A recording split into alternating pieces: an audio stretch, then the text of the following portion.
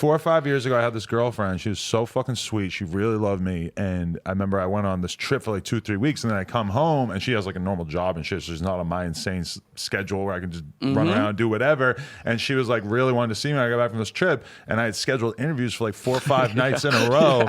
And I was basically she's like, schedule one with me, motherfucker. Right. I'm like, yeah, I could stop by and like see you on your lunch break for a little bit, but I got these podcasts, and it's like I could have been a much more reasonable person and moved it around and stuff. But it's like I really like when I look back at that, I'm like, you were such an asshole that you like really took it for granted how she cared about you. I know, and we thought that was right. You know, in our heads, we were like, you don't understand. You don't understand how creativity works. Right. And I need to be this hardcore artist in order to be what I'm trying to be. But when I look at that, it's like that was me wanting to be successful so bad that I felt like I needed to take things to an extreme, you know? Bro, and then guess what you do by doing that? You take away the miracle. Take away your human relationships, which are the hardest things to fucking form out here. Honestly, any kind of relationship is hard out here, even with the motherfucking dog. So even with humans out here in Hollywood, it's crazy. But like, if you're trying to self-will all your miracles, if you're like, this is my song, it's gonna blow the fuck up, take over, and I'm gonna be on. If you're trying to self-will miracles, right? You can say God, the universe, whatever you believe in. I have a feeling, human condition-wise, we all kind of have a belief in something. You're taking away the fun of the universe, bro. You're not supposed to be able to put all the pieces together. So if you're like, I need to force this creativity out, force it, you're not leaving any room for a miracle.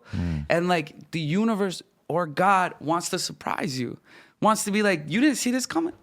You didn't try to make this happen yourself. You did everything you could, but you didn't force it to happen. And forever, I was self-willing everything. I was like, I'm in charge. I'm going to do it. And like at a certain point, for me, the beauty of it, a lot of it came from being more clear-headed, but like, you just give up the fucking control. You just stop trying to control everything in your life. And like, that's what's giving me some peace of mind is like, dude, the fucking music will be there tomorrow. The music will be there tomorrow. And that's like what that story said was he was like in the middle of a fucking verse and he's like, nope. Do you want to go to your fucking job and work overtime every fucking time you go to work for nothing? And he just knows himself enough to know that he's an addict. And it's like he could take it to that level. I didn't even think about that. You know? Right. He's an addict with the music shit too, the same way he was an addict with drugs. I feel like Eminem kind of knows that he's at risk of taking it too far. I didn't even put that together. Yeah. You're totally right. That's why that probably clicked with me so much, is that I was like jumping, you know, as soon as I switched from being addicted to one thing, it was like finding the next thing to get addicted to. And it's like, I think that's part of that control thing. I think that's a big part of that control is wanting to control everything. And you know, the one great advice I can give is like, what changed me is like what really changed me is I was feeling very bad for myself all the time, like feeling pity for myself, you know what I'm saying? And it went from pour me another drink, right? Every time. It was like, I'm feeling bad for myself, I'm gonna run away from everything, get fucked up. And not running from shit actually like feels really good, bro. And what I was starting to get on is that like my life started turning around and my career immediately is following suit. Really? Immediately. So like advice out there to artists, like, because I know one of the great things that I love about what you do is that I would say 50% of your audience are a part of the industry, right? They actively are watching this to learn. Yeah. You know, they're not just like, you know, feeling an importance to learn about people. They're learning about how to do this shit. Cause I feel like your audience really is entrepreneurs and musicians and artists and all that. So it's like my one advice on that is like, believe that if you focus not just solely on your art, but you focus on yourself, you focus on treating other people right, you start praying for other people, not just say, I want this, I want this, I want this. You start actually giving a shit. You know, there's all these fires going on in California. Like, I be praying for the animals and the people. You know, obviously everyone involved, but like I'm praying for everything involved. And I've never done that before. I might have been like, yo, like I feel you, like Like, that's horrible. But I've never been like actively taking time out of my day being like, yo, send a little love their way instead of my way if you need to. You're feeling shit now in a way that you were just covering up for a long ass time, huh? Yeah, bro. I really am. That's I really crazy. am.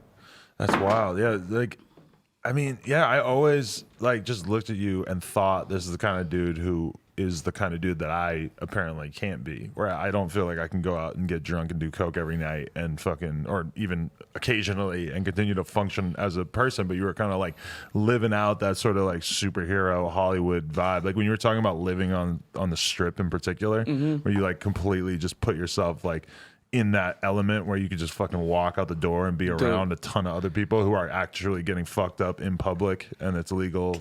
Like the professional people are getting fucked up. Because that is where they fucking congregate. That is where it happens, bro. That is where it happens. I mean, yo, rest in peace to the Sunset Jesus. Do you remember him? He died? He died. What? He died. And, yo, I used to walk up and down the strip with him 3 times a week for hours, just fucked up, just walking. He wasn't fucked up. I would be fucked up. He would be talking to me like he was Jesus for real, like telling me all this shit. Mod, you gotta do this, you gotta do that, you gotta do this. He was in one of my music videos. He's a legend. Wow. There was this guy that walked around Sunset for fucking, I don't know, maybe 15 years, dressed up as Jesus, looked just like Jesus. Crazy shit. How'd he die? I don't know, man. But he was actually well off. Like, dude was actually like really well off and just decided to like just walk around. Wow, what a guy. Also, shout out Mike Posner for the walking around. Yeah, he's walking. Yeah. Shout out Mike Posner for real. That's love. That is crazy, dude. Like, so how, like, I just want to get a picture of like how bad your lifestyle actually got at a certain point. You said you were buying a fucking 8-ball every other day for 7 years. Yeah. I was trying to do the math earlier. That is many hundreds of thousands of dollars. So much money. Yeah. So much fucking money. I mean, I could tell you how much I've saved right now just being 170 days here, and it's like crazy. It's crazy because like the tracker, like for anyone who's interested in this shit, there's a thing called Sober Tool. You write in how much you think you were spending each day, and it keeps track for you. And like, yeah, well, here I didn't even get to actually finish it. I didn't finish like what was the change, like, what was the moment. Yeah. Like I was on this 8-day bender, and I was alone in my house, and I was past the point of return, and this is when you're out. This is after your most recent relationship. This was right after the breakup. After, and you're sort of so self-destructing. I was on that mode, just like, yo, like I'm out of here, and it was for the first time. It was really on some like I was bad, bro. Like that whole like relationship thing really threw me into this fucking hurricane, bro. Like for real, I was feeling everything, and I kind of wanted to fucking check out, bro. Really? Yeah, and I've never been like that before, and I'm very scared of that because there's something in that mentality that also runs in my DNA. You know what I'm saying? And like I'm the type of person who's been trying to run from all the things that are inherently in me, you know. And I wanted to check out, bro, and I fucking did more cocaine than I've ever done in one little go, and I fucking passed out, bro. I fucking straight up passed out from doing coke. Yeah, like went down, came up, like fell backwards, woke up on my bathroom floor. Yeah, and so that was it. That started it. Once I got up from that floor, I went and I wrote a song, and I was like, I'm saying goodbye. Like it sounds like a love song. It's called "I Miss Getting High with You," and it sounds like I'm saying I miss getting high with someone, but it's like just saying like I miss my best friends, like, you know, which was drugs. And so I woke up on my bathroom floor. I was alone at the time, and like I don't have a recollection of exactly what happened. You know what I'm saying? Right. I just but you feel were blessed. sure? You were sure in that moment that you were done? Because I feel like everybody doesn't even believe themselves when they decide they want to get clean. Yeah. Well, like it's like this, bro. It's like as soon as I basically, you know, it's kind of like this, bent over, come up, and I fall backwards, and that was like, I was sure I was done then, like really done. I was like, fuck, I just did it, you know, I'm done. And I was blessed. I came out of it, and literally right then, I stopped, bro, right then. That was the last line of cocaine. That was the last sip of alcohol. You know, I still smoke weed. I did a stint of like 30 days, or I'm sorry, like 20 days without smoking weed. I tried that. But yeah, I literally right then, that was it. Right there I stopped, because I knew what was, you know, next. And I felt blessed, bro. I felt really blessed to just get another chance, because I was actually for the first time just ready to feel sympathy, like ready to be like, it was on some like I told you so. It was like, y'all are gonna miss me, right? It was like, y'all are gonna miss me, and I told you so, right? And that was my mindset. And it was a horrible fucking place to be, bro, because it was constant pity. It was self-pity. And it was like, I'm so focused on a legacy that we've seen, you know what I'm saying, recently, obviously, with our brothers that passed recently, like in the music shit. Like, you know, we've seen that. And that was, you know, obviously people have passed away over the years, but there was like that was a fucked up time, you know? There's been a lot of, like, you know, it was Mac Miller, Peep.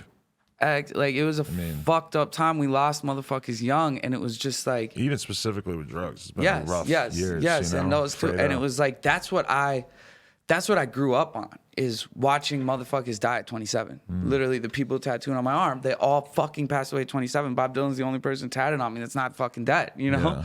Yeah. And... but you're 16, that doesn't seem like the worst thing. Right. It seems kind of dramatic and romantic. It's romanticized as a motherfucker. It's like how when you hear the Smiths, you like think of London as this like perfect place. You know what I'm saying? Like, it's so romanticized to be that person. And seeing it, you know what I'm saying? Like, I wanna feel like I learned something from them and from my brothers who passed recently. Like, what are the physical symptoms like of getting off alcohol and coke after doing it for that long? Because I bet your body just must have been screaming out for it, right? Yeah. Well, I went to the doctor, and they were like, yo, you almost got a hole in your nose. I was like, no, I do have a hole in my nose. My septum's pierced. Too. Yeah, I was thinking 7 years of coke. I was like, my septum's pierced. There is a hole in my nose. He's like, I'm not talking about that one. Putting anything up your nose for 7 years has got to fuck that thing up, right? I almost hit it was getting close to hitting my brain, bro. And that's death, you know? Yeah, so like I tarnished my nose completely. You know, it's fucked up to say, but I'll totally admit it. Like, I have it's kind of like a body dysmorphia, but it's more with like picking at my face. Oh, okay. And like that's kind of become a side effect, I feel like, with doing so much cocaine. Is that, I mean, my boys in this house, in this room that live with me, can tell you, like, it's too much time in front of a mirror, like, picking at my face, bro. And I fucked up parts of my skin. Like, this is a scar. I hope it fucking goes away. Who knows? But that's one of the side effects that I got from doing so much blow and being all like this and fidgety. With the alcohol, I went through shakes really bad. Went through the shakes. What'd you do to try to get through it? You just like honestly curled up in bed? Sugar, candy. Really? I don't know why, but I heard a lot of people like kind of, you know, because I go to AA meetings and I learn so much from that shit, bro. It's really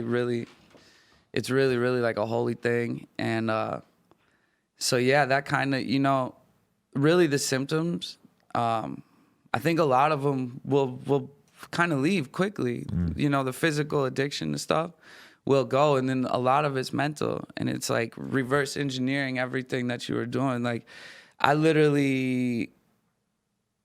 think about cocaine a lot. Yeah. I think about drinking a lot. I was thinking the other night, I'm sitting in my bed, I'm like, man, fuck, like drinking's not that bad. Like, I can do it. And your I'm brain like, starts playing those tricks on you, even though you're like pretty far away from it. Sweats, bro. I mean, like, yo, the first 3 weeks off alcohol is like heavy. Yeah. I mean, you lose I lost a lot of just body weight through just sweating. Oh, yeah. You're just carrying around a lot of fucking shit when you're just drinking all the time, huh? Mm-hmm. And but most of those side effects and things are mostly just like mental, just, you know, a couple of things are physical, and like I said, like the addiction created other addictions, and things that you go to, but Right. it's all very overcomable. You know what I'm saying? Like, the harder the drug, the harder it fucking is. Let's be real. You know, it really is. But it's all very doable, especially if you don't try to do that shit alone. Right. Who introduced you to lean? Because that was like the thing that you got into at the end. I guess maybe you don't. That is what the who, yeah no, not who. Yeah, we both say that. We're still not snitching. You know what I'm saying? It was I feel like that's such a fucking rich person drug, bro. Oh, it is 100%. That's why it was kind of crazy hearing you talk about how addictive it is. Because I'm like, man, I'm glad this guy didn't try heroin. Because I've heard like real heroin addicts talk about how pussy lean is. Yeah. Like, it's just Oh, yeah. not an efficient way to get this shit into your body. I'm you know? so blessed that I didn't touch that shit because like my addictive personality, but like I'm fucking scared to death of needles. Thank God. Yeah. And pills. You know, one of my friends passed away when I was in high school. Saving grace kind of pills. too, huh? Yep. Because you probably could have got wrapped up in that real easy. Bro, I would have been. I mean, dude, at this point, I wouldn't be here anymore if I tried pills when people was doing pills like that. Not when people were doing pills. We know you're doing them now, but back when I was in fucking high school, you know, my friend passed away from getting too relaxed. You know, his heart just stopped working. Forgot to stop working, and so like, I just swore him off then, and that was a blessing. But like, lean is it's looked at like such a Like a fun, cool, party light and drug, fluffy. yeah. Like you just like sip a little bit, and bro, that shit got me hard. I mean, that shit got me hard because I was like on some like rich kid shit. Like, fuck it, like I can drink a little bit or I could drink a bunch. You know what I'm saying? Because I have a bunch and I can just get more. And I guess it was working for me because it was making me feel all, fuck it, like, let's not even leave bed for 2 days, you know? And yeah, that was the last one that really got me. And like, there was probably, I want to say, Austin, what do you think? Like a 3-month stretch, 4-month stretch? My boy in this room, Lost in Vegas, who's been with me for a very long time, but since I that moment that I woke up on the bathroom floor, like, this guy in this room's name's Lost in Vegas. He's one of my artists. He hasn't like left my side. You know what I'm saying? He's like kind of there to make sure I don't go that route, make sure I talk every day. But yeah, there was like a 3-month stint of lean in my life. And it was like a constant 3 months. You know what I'm saying? It was constant. It wasn't like just like a little, it was constant. It was like everything I did, I was like full on in it. And he was the most worried about that one. I'll never forget. Like, he looked at me when he would come in, like, because I'm a fucking piece of shit sometimes. And he would come in to help me clean up my room because I was living in fucking hell. And there'd be like 6 empty bottles of pints, you know, next to my bed. He'd just be like, bro, you can't do this. Yeah. You can't do this. That's scary shit. It's scary because it is fucking dope. Yeah.